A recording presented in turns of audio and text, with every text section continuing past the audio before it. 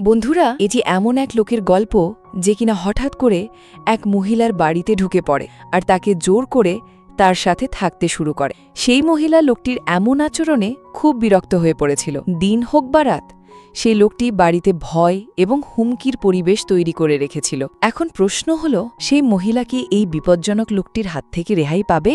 পুরো ভিডিওটি অবশ্যই দেখুন, কারণ সামনে আরও অনেক চমকপ্রদ মোড় আসতে চলেছে। গল্প শুরু হয় লায়লা নামের এক মহিলাকে দিয়ে, যে তার ছেলে রনির সাথে একা থাকত। লায়লার স্বামী তাকে ছেড়ে অন্য কাউকে বিয়ে করেছিল। এই কারণে লায়লা প্রায়ই দুঃখী এবং একা থাকত। লায়লার ছেলে রনি তার মায়ের খুব যত্ন নিত এবং সবসময় তার সাথেই থাকত, যাতে সে একা অনুভব না করে। একদিন লায়লা আর রনি বাজারে যায়। সেখানে রনি একটি বইয়ের দোকানে বই দেখছিল। হঠাৎই একজন অচেনা লোক তার কাছে আসে, যার নাম ছিল ফ্র্যাঙ্ক। তার হাতে চোট লেগেছিল এবং সে রনির কাছে সাহায্য চাইল, কিন্তু রনি সরাসরি মানা করে দিল এবং বলল, আমি আমার মায়ের সাথে এসেছি, আমি সাহায্য করতে পারবো না। ফ্র্যাঙ্ক মুচকি হাসল এবং বলল, তোমার মাকে আমার ভালো মানুষ মনে হচ্ছে, উনি নিশ্চয়ই সাহায্য করবেন। তারপর সে রনির সাথে লায়লার কাছে গেল আর তাদের কাছে লিফট চাইল। লায়লা তাকে গাড়িতে বসাতে অস্বীকার করল, কিন্তু তখনই ফ্র্যাঙ্ক রনিকে ধরে হুমকি দিল আর বলল, আমাকে লিফট দিতেই হবে। লায়লা বাধ্য হয়ে তাকে তার গাড়িতে বসিয়ে নিল। রাস্তায় সে জিজ্ঞেস করল, আপনার কোথায় যেতে হবে? ফ্র্যাঙ্ক বলল, কিছুক্ষণের জন্য বিশ্রাম নিতে হবে, চলো তোমার বাড়িতেই যাব। আসলে ফ্র্যাঙ্কের কুনজর লায়লার উপর পড়েছিল। রনি জিজ্ঞেস করল, আপনার এই চোট কিভাবে লাগলো? তখন ফ্র্যাঙ্ক বলল, আমি জেল থেকে পালিয়েছি, আমাকে অপারেশনের জন্য নিয়ে যাওয়া হচ্ছিল, কিন্তু আমি জানালা দিয়ে লাফ দিয়ে পালিয়ে এসেছি। তারপর তারা বাড়িতে পৌঁছালো। লায়লা ফ্র্যাঙ্ককে এক কাপ কফি দিল। ফ্র্যাঙ্ক বলল, আজ রাত আমাকে এখানেই থাকতে হবে, কারণ পুলিশ আমার পিছু নিয়েছে। লায়লা বলল, আমি কিভাবে বিশ্বাস করব যে আপনি আমাদের কোনো ক্ষতি করবেন না? কিন্তু ফ্র্যাঙ্ক এবার ধীরে ধীরে তার উদ্দেশ্য স্পষ্ট করতে লাগলো। ফ্র্যাঙ্ক লায়লাকে বলল, আমি এখনো পর্যন্ত ইচ্ছেকৃতভাবে কারো কোনো ক্ষতি করিনি, আমি তোমার বাড়ির কাজেও সাহায্য করব। এরই মধ্যে যখন সবাই টিভিতে খবর দেখছিল, তখন খবর আসলো যে ফ্র্যাঙ্ক জেল থেকে পালিয়েছে এবং পুলিশ তাকে খুঁজছে। এটা শুনেই ফ্র্যাঙ্ক ঘাবড়ে গেল আর লায়লাকে দড়ি দিয়ে বেঁধে দিল, যাতে সে পুলিশকে ডাকতে না পারে। তারপর সে নিজে খাবার বানিয়ে লায়লাকে তার নিজের হাতে খাওয়ালো, কারণ সে এখন লায়লার সাথে একটা সম্পর্ক তৈরি করার চেষ্টা করছিল। রাতে রনির চিন্তা হচ্ছিল যে ফ্র্যাঙ্ক তার মায়ের কোনো ক্ষতি করবে না তো, তাই সে চুপচাপ গিয়ে দেখতে গেল। রনি দেখল যে ফ্র্যাঙ্ক নিচে হলঘরে ঘুমোচ্ছে আর তার মা লায়লা ওপরে নিজের ঘরে আছে। তখন সে একটু স্বস্তি পেল। পরের দিন সকালে যখন রনি আর ফ্র্যাঙ্ক জলখাবার খাচ্ছিল, তখন রনি বলল যে তার বাবা তাদের ছেড়ে অন্য কোনো মহিলার সাথে চলে গিয়েছিল। ফ্র্যাঙ্ক অবাক হয়ে বলল, তোমার বাবা কত বোকা ছিল যে তোমার মায়ের মতো ভালো একজন মহিলাকে ছেড়ে দিল। এরই মধ্যে লায়লাও সেখানে এসে গেল। এখনো পর্যন্ত ফ্র্যাঙ্ক তাকে দড়ি থেকে মুক্ত করে দিয়েছিল। ফ্র্যাঙ্ক লায়লাকে জলখাবারে সামিল হতে বলল। জলখাবারের পর ফ্র্যাঙ্ক বাড়ির কাজে হাত লাগাতে লাগল। ফ্র্যাঙ্ক লায়লার গাড়িও ঠিক করে দিল। একদিন লায়লা তার ক্ষতে মলম লাগাচ্ছিল, তখনই দরজায় কেউ আসলো। ফ্র্যাঙ্ক ঘাবড়ে গেল এবং লায়লাকে ধরল। সে রনিকে বলল, যাও দরজা খোলো। রনি যখন দরজা খুলল, তখন দেখল যে পাশের বাড়ির কাকা এসেছেন, যিনি কিছু ফল দিতে এসেছিলেন। তিনি জিজ্ঞেস করলেন, তোমার মা কোথায়? রনি বলল, মা এখন ব্যস্ত, তাই দেখা করতে পারবে না। কাকা তাকে বোঝালেন, এখন একজন কয়েদি জেল থেকে পালিয়েছে, খুব বিপজ্জনক, তাই তোমার মা ছাড়া দরজা খুলো না। এই কথা বলে তিনি ফল দিয়ে চলে গেলেন। ফ্র্যাঙ্ক রনির ওপর খুব খুশি হলো এবং তার প্রশংসা করল, কিন্তু লায়লার এই ব্যাপারটা একদম পছন্দ হলো না। সে রনিকে ভেতরে পাঠিয়ে দিল এবং ফ্র্যাঙ্কের ওপর রাগ করে বলল, রনি এখনো ছোট, তুমি ওকে মিথ্যে বলা শেখিও না। কিছুক্ষণ পর তিনজন একসাথে রান্না করল এবং পরিবেশটা একটু হালকা হয়ে গেল। এরই মধ্যে ফ্র্যাঙ্ক লায়লার কাছে আসার চেষ্টা করতে লাগল। লায়লাও অনেক দিন ধরে একা ছিল, তাই সেও কিছুটা দুর্বল হতে লাগল। লায়লা রনিকে তার ঘরে পাঠিয়ে দিল, যাতে সে কোনো কিছুর আভাস না পায়। এরপর লায়লা এবং ফ্র্যাঙ্ক একা সময় কাটাতে লাগল।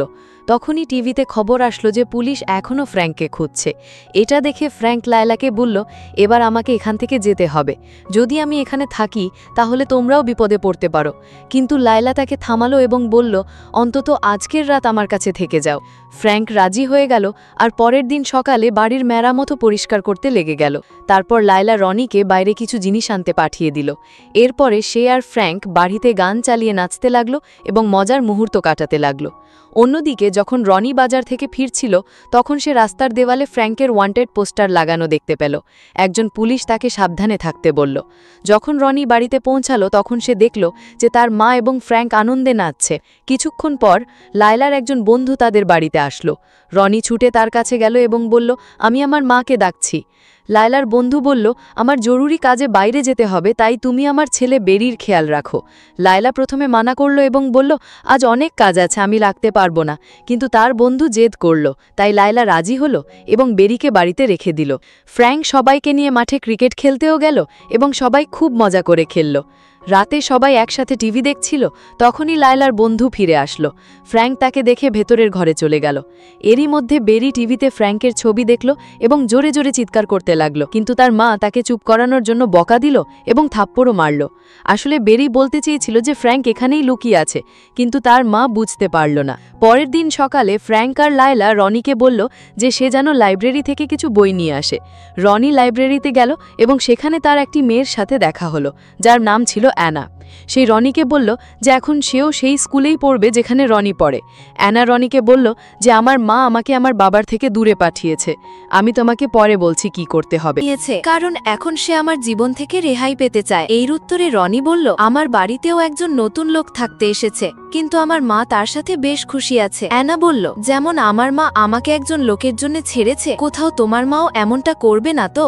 এই কথা শুনে রনি চিন্তায় পড়ে গেল। রাতে রনির বাবা তাকে তার অন্য পরিবারের সাথে রাতের খাবারের জন্য নিয়ে গেল। রাতের খাবারের সময় রনির বাবা তাকে জিজ্ঞেস করল যে সে কেমন আছে, কিন্তু রনি তেমন কোনো উত্তর দিল না। রাতের খাবারের পর বাবা রনিকে জিজ্ঞেস করল, তোমার মা এখন কি অন্য কোনো লোকের সাথে দেখা করে? কিন্তু রনি এই প্রশ্নের কোনো উত্তর দিল না। বাড়ি ফিরে রনি দেখল যে তার মা জোরে গান চালাচ্ছে এবং সে ফ্র্যাঙ্কের সাথে আনন্দে নাচছে। সে ভেতরে গিয়ে তার মাকে বলল যে গানের আওয়াজটা একটু কমানোর জন্য। লায়লা বলল, যখন থেকে তোমার বাবা আমাকে ছেড়ে গেছে আমি একদম একা হয়ে গিয়েছিলাম, কিন্তু যখন থেকে ফ্র্যাঙ্ক আমার জীবনে এসেছে আমি আবার খুশি হয়েছি। তারপর সে বলল, এবার আমরা তিনজন কানাডায় গিয়ে একটি নতুন জীবন শুরু করব। রনির মনে হলো যে তার মা তাকে ছেড়ে চলে যাচ্ছে, কিন্তু লায়লা বোঝালো, আমি তোমাকে খুব ভালোবাসি বাবা, আর তুমিও আমাদের সাথে কানাডায় যাবে। পরের দিন সকালে সবাই তাদের জিনিসপত্র গোছাতে লাগলো। রনি তার বন্ধু অ্যানার সাথে শেষবারের মতো দেখা করতে গেল। সে অ্যানাকে বলল, আমরা কানাডায় যাচ্ছি। এই কথা শুনে অ্যানা আবেগপ্রবণ হয়ে গেল, রনিকে জড়িয়ে ধরল এবং বলল, আমরা এইমাত্র বন্ধু হলাম আর তুমি চলে যাচ্ছ? অন্যদিকে লায়লা তার অতীতের কথা ফ্র্যাঙ্ককে বলছিল। সে বলল, রনির পর আমি আরও একটি বাচ্চা নেওয়ার চেষ্টা করেছিলাম, কিন্তু আমার গর্ভপাত হয়ে গেল। তারপর আমি আরও কয়েকবার চেষ্টা করেছিলাম, কিন্তু প্রতিবারই আমার বাচ্চা গর্ভে মারা যেত। শেষবার যখন আমি গর্ভবতী ছিলাম তখন আমার মেয়ে মৃত জন্মালো। এই কথা নিয়ে বিরক্ত হয়ে আমার স্বামী আমাকে ছেড়ে দিল। লায়লা বলল, আমি তোমাকে কোনো বাচ্চা দিতে পারবো না। ফ্র্যাঙ্ক উত্তর দিল, আমার অন্য কোনো বাচ্চার প্রয়োজন নেই, রনি আমাদের বাচ্চা, আর আমি তোমাকে সত্যিকারের ভালোবাসি। এবার ফ্র্যাঙ্কও তার পুরনো কষ্ট লায়লার সাথে ভাগ করে নিল। সে বলল যে তারও আগে একজন স্ত্রী ছিল যাকে সে খুব ভালোবাসত, তাদের একটি মেয়েও ছিল, কিন্তু ফ্র্যাঙ্কের সন্দেহ হতো যে সেই বাচ্চাটি তার না, কারণ তার স্ত্রীর অনেক লোকের সাথে সম্পর্ক ছিল। একদিন এই কথা নিয়ে দুজনের মধ্যে ঝগড়া শুরু হলো এবং রাগের মাথায় ফ্র্যাঙ্ক তার স্ত্রীকে ধাক্কা দিল। দুর্ভাগ্যবশত সেই দুর্ঘটনায় তার স্ত্রীর প্রাণ চলে যায়। সেই সময় তাদের মেয়েও বাথরুমে পিছলে পড়ে যায় এবং তারও মৃত্যু হয়। এরই সাথে আমরা গল্পের বর্তমানে ফিরে আসি। রনি তার বাবার জন্য একটি চিঠি লিখল এবং সেটি পোস্ট করতে বেরোলো। যখন রনি তার বাবার বাড়ি থেকে ফিরছিল তখন রাস্তায় একজন পুলিশ অফিসার তাকে থামালো। সে জিজ্ঞেস করল, তুমি এখানে কি করছো?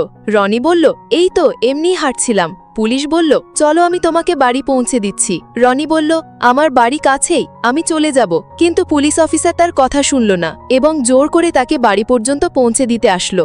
যখন লায়লা তাদের গেটে দেখল তখন সে ঘাবড়ে গেল। পুলিশ লায়লাকে জিজ্ঞেস করল, তোমার ছেলে আজ স্কুলে গেল না কেন? মিথ্যে বলল, ও তো এইমাত্রই যাচ্ছিল। তখনই পুলিশ অফিসারের নজর লায়লার গাড়ির ওপর গেল, যার মধ্যে অনেক জিনিসপত্র রাখা ছিল। সে জিজ্ঞেস করল, কোথাও বাইরে যাচ্ছ নাকি? লায়লা ভয় পেয়ে বলল, না, এগুলো তো পুরনো বাড়ির জিনিস, বিক্রি করার জন্য বের করছি। ফ্র্যাঙ্ক উপর থেকে সব কিছু দেখছিল এবং লুকিয়েছিল। পুলিশের কিছুটা সন্দেহ হলো, তাই সে বাড়ির ভেতরে এসে একটু এদিক ওদিক দেখল, কিন্তু যখন সে কিছু দেখতে পেল না তখন সে সেখান থেকে চলে গেল। পুলিশ চলে যাওয়ার পর ফ্র্যাঙ্ক লায়লাকে বলল যে ব্যাংকে গিয়ে কিছু টাকা তুলো আনতে। লায়লা রনিকে নিয়ে ব্যাংকে গেল। সেখানে ব্যাংক অফিসার লায়লাকে জিজ্ঞেস করল, আপনার এত বড় অঙ্কের টাকা একসাথে কেন দরকার? লায়লা উত্তর দিল, আমার কিছু জরুরি জিনিস কিনতে হবে। তখনই ব্যাংক ম্যানেজার আসলো এবং বলল, আমরা আপনাকে একসাথে এত নগদ টাকা দিতে পারবো না। তার সন্দেহ হতে লাগলো যে লায়লা কিছু লুকাচ্ছে, কিন্তু তখনই রনি হালকা মেজাজে ব্যাপারটা সামলে নিল এবং মজা করে পরিবেশটা পাল্টে দিল। ম্যানেজারের মনে হলো হয়তো এই মা ছেলে সত্যি বলছে। ব্যাংক ম্যানেজার শেষ পর্যন্ত রাজি হলো এবং লায়লাকে প্রয়োজন অনুযায়ী নগদ টাকা দিয়ে দিল। অন্যদিকে যখন ফ্র্যাঙ্ক বাড়িতে একা ছিল তখনই লায়লার একজন বন্ধু সেখানে আসলো। সে ফ্র্যাঙ্ককে দেখে একটু অবাক হলো এবং জিজ্ঞেস করল, লায়লা কোথায়? ফ্র্যাঙ্ক বলল, ও রনিকে স্কুলে নামাতে গেছে। তারপর তার নজর বাড়ির ভেতরের দিকে গেল এবং সে বলল, বাড়িতে জিনিসপত্র তো কম দেখা যাচ্ছে, লায়লা কি কোথাও বাইরে যাওয়ার পরিকল্পনা করছে? ফ্র্যাঙ্ক হালকা হেসে বলল, আমারও তেমনই মনে হচ্ছে। এই কথা শুনে লায়লার বন্ধু সেখান থেকে চলে গেল। কিছুক্ষণ পর লায়লা আর রনি বাড়ি ফিরে আসলো।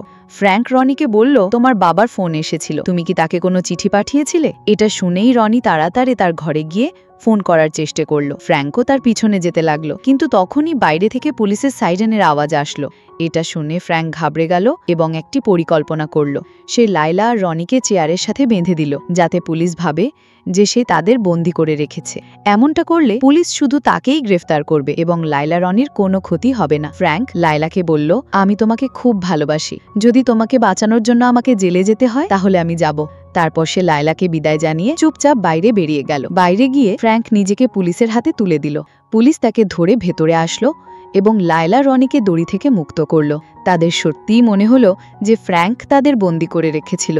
যখন ফ্র্যাঙ্ককে নিয়ে যাওয়া হচ্ছিল তখন লায়লা দূরে দাঁড়িয়ে তাকে দেখল এবং খুব আবেগপ্রবণ হয়ে পড়ল।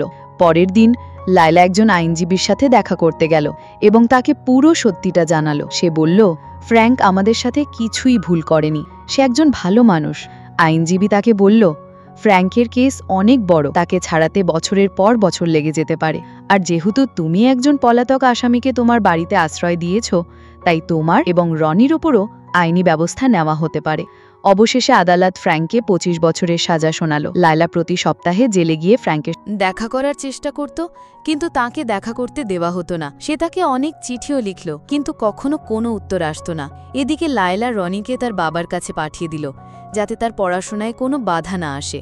কিছু বছর পরে একটি দৃশ্য দেখানো হলো। এখন রনি বড় হয়ে গিয়েছিল এবং তার জীবনে একজন মেয়ে ছিল যাকে সে খুব ভালোবাসত।